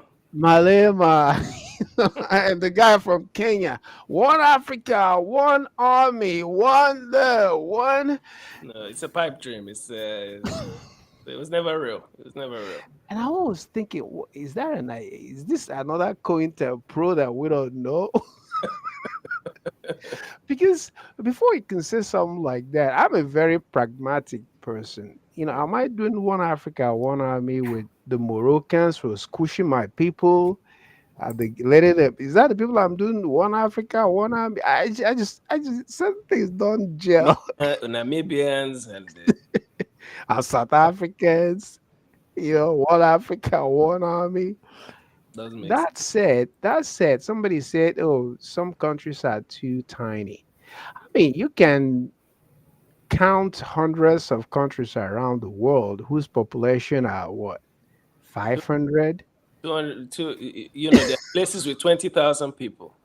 You look at Yeah, Iceland, they are not up to a million. You look at Sweden, they are not up to 10 million. If I But press those are 10 even the million, bigger ones. There are yeah, places that have, 500,000. I think Luxembourg cannot be more than yeah, 500,000. yes, true. so you Nigeria, you are 200 million. How are you better than those 500 population Is the 200 countries? million even correct? So I'm trying to make us have a logic, just meaningful Good point. It's a, conversation. it's a good point. It's a good point. Good And point. then again, I'm a human being. I'm a proud African. I believe that I can do anything better than the next person if I put my mind into it. So why are you limiting yourself, Mr. African? What makes you think you cannot be powerful just because you are a dot in a circle, supposedly? Mm, But then again, those are just propaganda, like I said, the Nigeria media propaganda about the East, making you think. And that's one of those things. Begin to think for yourself. mm, So I don't care whether you're landlocked, the only country in the world that is landlocked. true. There are international laws about landlocked countries. But if you insist that you're gonna landlock somebody and don't let them trade, then we go to blows if that's what you prefer, you know. So don't worry about whether you too tiny. My wife is from the Caribbean, St. Lucia. There are countries that I'm not even sure they're up to a million, a million people. In fact, what was the country that the girl won Olympic gold in the Olympics? That they are 10, is it 10,000 people that are there? Or Minica or something like that. Yeah. Yeah, so everybody should bury. Oh, that's one of the propaganda they used to bully the Easterners, the Igbos, until IPOB came and be giving it back to them, back to back. Yeah, let Mm, me be. Even if I'm only one man standing, I want to be my own country. mm, Even if mm, I have 5 plots of land, let me be. How about that?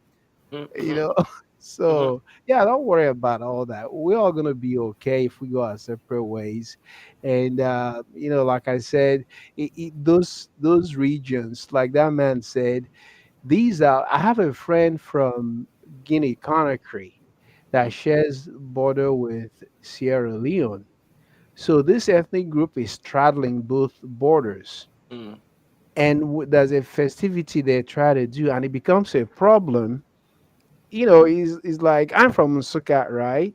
Mm. And say you put a border in the middle of Nsukka, some part are in Enugu, some part are in Anambra, and I want to do my Akatakpa. And instead of going So now going you to the now now I'm dragging with border officials. yeah having to carry passport to do something that you I want to go see grandma at the other side. And then Sierra Leone official say, yo, no, you can't. Who asked you to come here? This is my land. I am Mm, an Igbo man. That place is Igbo land. This place is Igbo land. mm. No, So it's a fair, doable. it's a fair point. Um, I Hmm. would even say this that you could still go our separate ways and still be African. Exactly.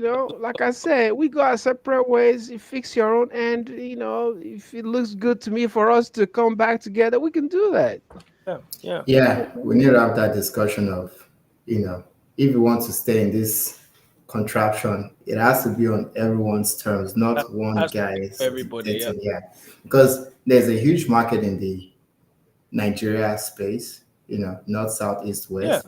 But the idea that one man from Oshun pretending to be a Lagosian or one man from Daura dictates the affairs of the southeast. Someone that just knows how to like rear cattle now is petroleum minister. Do you get? He can shut down the border from Nigeria to Benin. Yorubas can't cross. Mm, mm. You announce you have like, was it 100 or 500,000 cattle? Are you doing like And um are you doing like are you birth a control for your mass? Are cattle? you breeding them yourself or what? Yeah, like you Uh, practicing birth control for your cattle haven't multiplied, but then you think you can now be president. Or my uncle, my Lagos state chairman now in Abuja, and I like, you know, mm. they obviously did not win the election in Jagaban. Lagos. That yeah, Jagaban. That's a Jagaban. nice, interesting name. But I think when we want to decide on the future, we all have to like sit down. Those that want to live, if you want to live, if you want to stay on your terms, no one from anywhere should come and dictate. We should also try, like, I guess, empathize with the folks in the north, and their history of, I guess, conquest by the Fulani, Usman Dan Fodio, and then Britain, and keeping the system that way. There was something said about around the time we are going to gain independence, and Obama was saying, hey, don't send them to education, like it is not compatible with your religion. We might say that's the creation of Boko Haram. And when they unpicked Tafara Balewa, as opposed to Amino Kano, that wanted to do things the way it's been done in the South, they refused. Mm. Something we don't even know of is when Tafara Balewa had Good written point. to Mm, the last governor general, like maybe Richardson, mm. about 10 points the North needs to hold power indefinitely in Nigeria. And this woman said, you don't need any 10 points. We've given you 50% seat in the parliament. If at all democracy fails, it's the soldiers and the police that controls the country, not the grammar speaking loudmouth in the south. So send your boys to, and they promoted folks that obviously failed school, didn't finish high school. They promoted them to the military. So Mm. if we want to like imagine a future going forward, either as separate nations or as whatever regional system we want, everyone has to come to the table and decide on what they want. If Igbos are not for manufacturing industry straight, and and definitely want to sell. Like we talk about like the landmass of Igbo land. If Igbo can focus on their competitive advantage, manufacturing, industries, and who's bringing food, is it the middle belt? Yeah, then we can buy food from them and sell them what we have. What are the Yorubas doing? Is it party that we are selling? Come and party here, come and do your one. Whatever it is, we Wambe. need to just we need to just find ways to prevent outsiders from coming in from the west. We need to prevent them from coming in. We need to sort our situation. We need because we've existed here. Before Oiboma Yeah. drew a map. It's Long. sort of like, yeah, they've turned Nigeria to like an apple where one side gets rotten, the entire apple is bad. But if you look at an orange, you peel the skin of an orange, you see different segments Mm, living, coexisting mm, side by side. in that cover. So we need something like an orange union, not, you guys in the East do your stuff, we'll come, we'll trade, we'll marry your daughters, we'll eat your food, do all of that. I like Banga, I like, I like the food out there. Mm. So we can coexist because this whole Igbo, Yoruba, this, that is like, I grew up in Lagos, like my classmates were everyone, everywhere, up until the US. If I'm in class, chemistry class, and I don't know chemistry, I know how to do expo from the guy whose name is Emeka. We speak the same language. I relate with Anibo just the way I relate with a Ghanaian. But if a Ghana was in the same country as Nigeria, I would still hate them Yeah. too. 'Cause we have a lot in common, but the mess that is Nigeria has wasted our brains away. So Mm. we need to just find ways to peacefully, man. But it's gonna take time. The experiment that is Nigeria has not been tried elsewhere, where different groups of people are now being forced. I personally might have imagined, okay, the North, you've ruled the country for so long, you guys control the oil. You didn't even develop the North. You get you guys control the affairs of the country. You control what you didn't even create a mecca where okay, we can be you didn't do anything in the North. Those that you've actually looted from the most are actually even doing better than you. Mm. Mm. So it's interesting conversations, man. I really enjoyed this conversation with you, and it's looking forward to more of this. Yes, sir. Yes, sir. My people. So please, I'm gonna just a couple of comments I'm gonna put up. If you want to react, quickly react so that before it goes. So again, the rebuttal. We always think having our own is the solution. Funny thing is, when we succeed, the small fragments would start feeling marginalized too. What matters is picking the right leaders. We never do. Feel free. Yeah, yeah, I can respond to that. So those again, those if you watch, Nigerian media is a major part of the problem. You can never have Nigerian media is comedy, my brother. It does masquerade. I'm telling you, like masquerade. watching masquerade. And the biggest ones for that matter, the Arise News, they are masquerade. You know, Yeah. eh? So it's like, I tell you They what, die and co. That's what we're watching on Arise News. Telling you, Zebudiah, telling you. And I listen to them sometimes. Anyway, go on, my brother. Please finish. Please finish. you Sorry. know, but I don't blame the populace. That comment you put out there is one of those popular, Mm. that people throw at IPOBs, but Mm. but we always have a rebuttal, Mhm. Oh, the right thing is, we don't have a corruption problem. We don't have an ethnic problem. All we have is leadership problem. Mm. Okay. So Mhm. how do you get leadership? Mm. Mm. Mm. You have to have a system, right? Mhm. Mhm. You have to get the leadership. You don't even have a system. Mhm. Like people have told P2B and the like, is yeah, you're great. Okay, sure, you are awesome. But But I'm just saying, Mhm. what system are you gonna function How in? about yeah, yeah, yeah, yeah. you know Yeah. and that system has to be created. I can handle, if this were in Biafra, don't worry about Hope Uzodinma. Mm. We handle him. Mm. I was young, like right after the genocidal war. People were complaining with this kind of behavior. We never seen this kind of behavior. I was as late as maybe early 80s in my hometown. They do the Igbo way. If you do certain things, you just disappear. Mm. That's the way the tradition does it. We Mm. have a masquerade we call Omabe. My bad. Mm. Omabe is supposedly a sacred masquerade. In ancient days, like the police, they'll Yeah. take care of business. Yeah. Yeah. Can come and find you anywhere, regardless of what they're doing. And Exactly. yeah. And Yeah. because this is me, this is my community, this is me, this is my law, Mm. right? It doesn't have any interference from Abuja, from Enugu, from wherever. So about leadership, the thing is that the Westerners gave us democracy that is totally alien to us. And they didn't even give us the good version of it. So you cannot expect to get a good leadership from that kind of, you have to use what is indigenous and unique to you.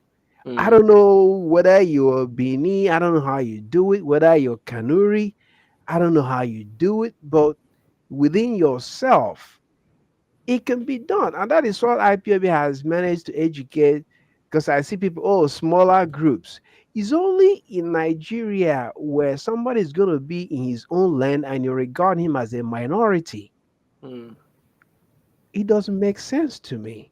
mm, mm, So, but if I make you autonomous, mm, if you are the man from, if you are Obosi, if you're Onitsha, if you are Oka, these are indigenous, well organized Asian communities. I'm not talking about local government, those are colonial inventions. mm, mhm. When somebody tell me where are you from, I'm from Enugu. I don't Enugu is not, that's not your Yeah, identity. yeah. You hear that from I'm from Obansoka, by the way. Okay, okay. You hear that Oba. I'm in Kano. I don't mention Enugu. Mm. Anambra, okay, at some point it was Anambra, it was Was East Enugu Central State, Central right? State and then mm. And then it became Anambra. So your identity keeps changing as the politicians are doing their thing. Yeah, yeah, yeah, yeah. So you can imagine people's birth certificates in a family. Every generation they change the birthplace. It's incredible. It's So incredible.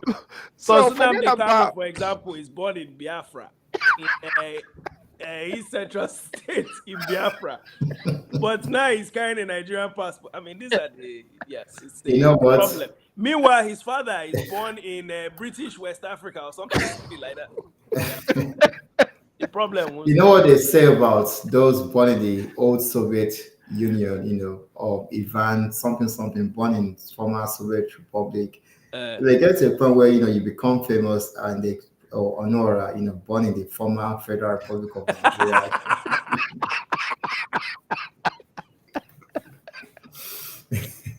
that is the mess of colonialism. That's the mess. So we got to get back to our roots, yeah. take hold of your indigenous governance structure.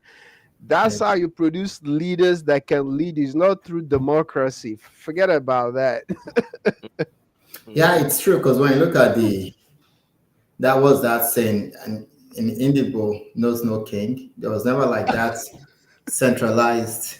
Yeah. If Yeah. you also look at the way it was done in Benin Kingdom or your empire, where they have the or your Messi, right? And they are the ones that decide who's going to be the next king. If one dies, they elect. So the king's son doesn't automatically become king. If the king is bad, they give him a calabash to go and sleep. They say the earth rejects you, people reject you, the God rejects you. So it was almost like a presidential system like you have in the US where there's like hierarchy, there are things that are being done. and then This there's is a council passion, of people yeah, that will say that yeah, person is good. very democratic. And then we just threw Yeah. that away. And then we have it's not even democracy. It's not. So we have a lot of work. Our work is, we have a lot of work to do. And I'm sure uh, nothing lasts forever. Yeah. Yeah. Mm. No condition is permanent either. Mm. Well, gentlemen, this thing was supposed to be 1 hour. We have been here 2 hours. So let me first of all start by saying thank you very much for coming in. This conversation was needed because Mm. I think when I think I don't know, based on ages, I'm guessing we're all from different generations. And Mm. the problem with the 40 and under generation now, my generation, well, more or less my generation, is we are so sidetracked. This whole conversation eludes them. It's more of all this Africa talk. It's still Africa talk to them. Their minds are set abroad.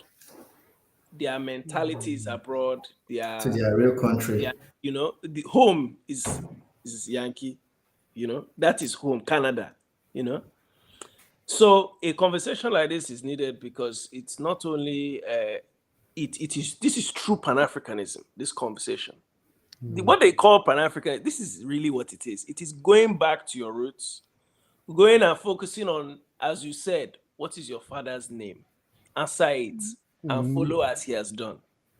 And I thank you, gentlemen, for your insights. We need to do this more often. Maybe once a week, we just come and lambast, the state of affairs, and then maybe because I think these conversations, this type of conversation, is needed to allow people to just think a little bit differently. Just think a little bit differently. And it's funny because at times you look at people from the Caribbean who they look to us for answers, but they Yeah. actually have more answers than we do. And let me even quickly add to that. Sometimes when I say we need to speak our own indigenous language, if in Senegal they speak Wolof here and there, you go to Tanzania, Kenya, they speak Kiswahili. If no one is comfortable speaking, adopting Hausa, Igbo, Yoruba, and let us speak an African, like maybe Edo, maybe Nupel. There's certain the African way. People say, the English language is the best thing that ever happened to us. Like, why would English language is development? I'm like, the Russians sent an astronaut to space. They didn't speak English. Japan, Korea, they make stuff. They speak their language. Germany is, we know what Germany is. They speak their own language. Why did we adopt the ways of our slave masters, former slave masters? Can't we? What have we invented to be speaking English? Our ancestors used to make cloth. They used to make sponge soap. They did things.